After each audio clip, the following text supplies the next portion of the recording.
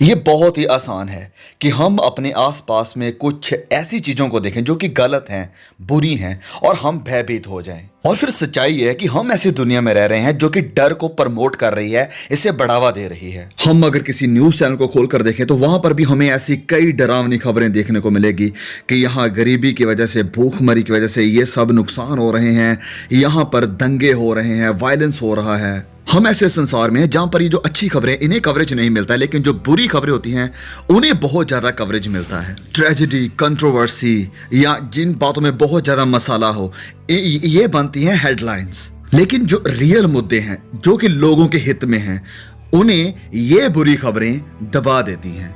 अब unfortunately church में भी इसका प्रभाव, इसकी नेगेटिविटी हमें देखने को मिलती है। लोग इन बातों के साथ भरे हुए हैं। बातें भी चर्चेस में आकर डिस्कशन में यही होती हैं, लेकिन जो रियल पर्पस है गैदरिंग का, इकट्ठे होने का, उसे अक्सर इग्नोर कर दिया जाता है। और एक और चीज जो चर्चेस में देखने को मिलती है जो कि बहुत ही सिमिलर है इस दुनिया के साथ, वो ये है कि अक्सर वह लोग जिन्हें जरूरत होती है प्यार की और केयर की, उन्हें इग्नोर कर दिया जाता है। लेकिन वह लोग जो कि फायदेमंद है चर्च के लिए, जो कि काफी सपोर्ट करते हैं चर्च को, उनके ऊपर फोकस किया जाता है। देखिए, जब प्रभु यीशु 2000 साल पहले इस पृथ्वी के ऊपर थे, उन्हें देखा गया उन लोगों के साथ प्यार और उनकी केयर करते हुए जिन्हें जरूरत थी केयर की और प्यार की, गुनहगार लोग और जिन्हें तुच्छ समझा जाता था। लेकिन आज कई चर्चेस में जिन्हें जरूरत है हमारे प्यार की, हमारी सपोर्ट की, हमारी मदद की, जिन्हें हम दिखा सकें प्रभु यीशु की मोहब्बत, उन्हें इग्नोर किया जाता है। क्यों? क्योंकि हम स्वार्थी हैं, अपने आप से प्यार करते हैं, उन लोगों से प्यार करते हैं जिनके पॉलिटिकल कनेक्शन है, जो कि फाइनेंशियली काफी स्ट्रांग है, जो कि चर्च की मदद कर सकते हैं। लेकिन प्रभु यीशु को हम देखते हैं उन लोगों से प्यार करते हुए जिन्हें कोई भी प्यार नहीं करता था। समाज जिन्हें तुच्छ समझता था, जिनसे नफरत करते थे, सामरी औरत, कोढ़ से भरे हुए लोग, वह टैक्स कलेक्टर, वह औरत जिसे 12 वर्षों से खून बहने की बीमारी थी, प्रभु यीशु ने उनसे प्यार किया जो कि नीचों से भी नीचे थे। लेकिन आज बहुत से मसीही भी हैं जो कि सिर्फ उन्हीं लोगों के साथ नाता रखते हैं, रिश्ता बनाकर रखते हैं, जिनका कोई सेलिब्रिटी स्टेटस है, जिनका कोई नाम है, जिनसे उन्हें कुछ मदद, कोई हेल्प, कोई सपोर्ट मिल सकती है। और ये सब देखने के लिए आपको कहीं दूर जाने की जरूरत नहीं है, बस अपने आसपास में देखिए। Now back to the point. मसीह यीशु में विश्वासी होने के नाते इस सारी नेगेटिविटी का, ये सारी गलत खबरें जो हमें प्रस्तुत की जा रही हैं हमारे अंदर डर को पैदा करने के लिए, हमें इसके प्रति कैसे रिस्पॉन्स करना चाहिए? हमें नेगेटिव, डर से भरे हुए, निराश कर देने वाले विचारों का सामना कैसे करें? मैं ये मानता हूं कि हमें अपने आप को डिवोट कर देना चाहिए, समर्पित कर देना चाहिए परमेश्वर का काम करने के लिए। हमें क्या करना चाहिए? हमें परमेश्वर के वचनों के ऊपर मनन करना, मेडिटेट करना चाहिए और लगातार अपने आप को परमेश्वर के वायदे और उसकी भलाइयों को याद दिलाना चाहिए। और ये तीनों चीजें बिब्लिकल हैं: परमेश्वर का काम, परमेश्वर के वचनों के ऊपर मनन और परमेश्वर की भलाइयों को याद करना।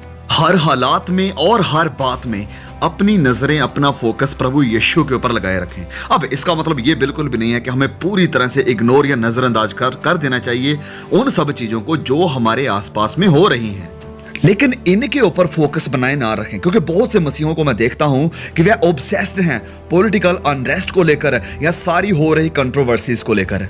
हमारा ये जो फोकस है, ये जो ध्यान है, ये बहुत ही जरूरी है कि ये कहां पर लगा हुआ है। एक कहानी बताई जाती है उस इंसान की जो कि देख रहा था एक बहुत बड़ी गाड़ियों की लाइन को, और इस हाईवे के ऊपर जब उसने दूसरी साइड के ऊपर रोड पर देखा तो वहां पर गाड़ियां इतनी स्पीड से आ रही थी कि वह अपने आप को रोक नहीं सकी और इसकी वजह से काफी ज्यादा वहां पर नुकसान हो रहा था।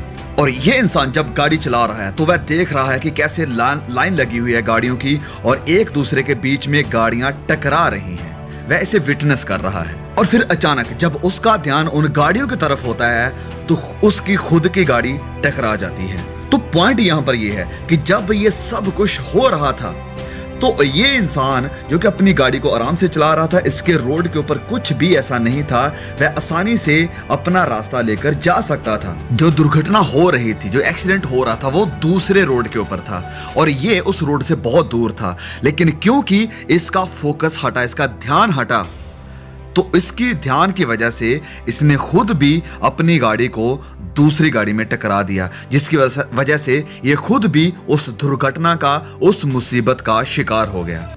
इसलिए आपका फोकस, आपका ध्यान, कि आप अपने ध्यान को कहां पर लगाते हैं, यह बहुत ही महत्वपूर्ण है। मसीही होने के नाते हमारा ध्यान संसार में फैल रही बीमारियों, महामारियों और वायरसेस के ऊपर नहीं होना चाहिए, नहीं लगना चाहिए। हमारा ध्यान लगना चाहिए हीलर के ऊपर, चंगा करने वाले के ऊपर, वो जो एक चीफ फिजिशियन है, जो कि चंगा करना चाहता है, चंगा कर सकता है हर उस इंसान को जो विश्वास करता है। सो मसीही होते हुए हमारा फोकस, हमारा ध्यान कंट्रोवर्सीज के ऊपर, पॉलिटिक्स के ऊपर या वायलेंस के ऊपर, हर तरफ से हो रहे दंगे फसादों के ऊपर होना नहीं चाहिए। वरन इसकी बजाय फोकस करें उस बचाने वाले, छुड़ाने वाले और अनंत जिंदगी देने वाले खुदा के ऊपर। उसके पैरों के नीचे आ जाएं और उसकी शरण में जीना शुरू कर दें।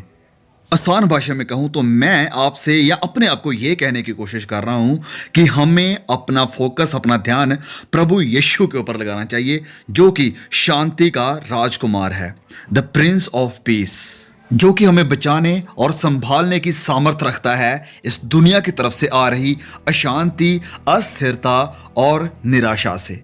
क्योंकि इस संसार के ऊपर फोकस करना, कंट्रोवर्सीज के ऊपर फोकस करना, पॉलिटिक्स के ऊपर फोकस करना या हर तरह के वायलेंस के ऊपर फोकस करना हमें कभी भी शांति और उम्मीद नहीं दे सकता है।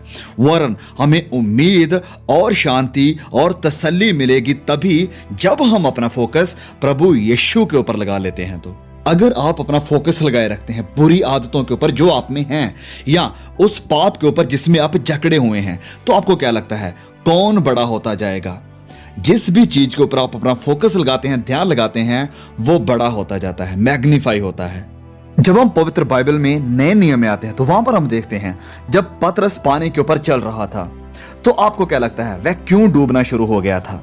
आप अच्छी तरह से जानते हैं कि उसने अपना फोकस, अपना ध्यान प्रभु यीशु से हटाकर अपने आसपास आ रही आंधियां और तूफानों के ऊपर लगा लिया था।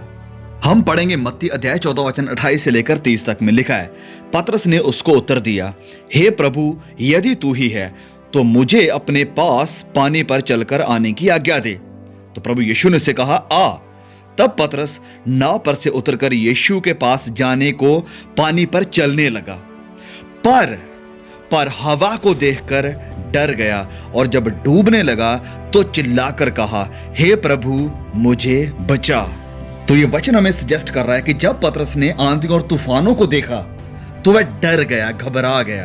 तो जब आप अपना ध्यान, अपना फोकस अपने आसपास में चल रही घटनाओं के ऊपर लगाते हैं, पूरी दुनिया में जो कुछ भी चल रहा है उनके ऊपर पूरी तरह से फोकस करके बैठ जाते हैं, तो डर के अलावा आपके पास और कुछ भी नहीं बचेगा। लेकिन जब आप अपना ध्यान लगा लेते हैं प्रभु यीशु के ऊपर, शांति के राजकुमार के ऊपर, तो आपके पास मौत की वादियों में भी एक रोशनी है और आंधियों तूफानों में भी एक उम्मीद है और शांति है। So what is the solution? तो ये 3 बातें हमेशा याद रखें नेगेटिविटी और हर तरह की निराशा के ऊपर जीत पाने के लिए।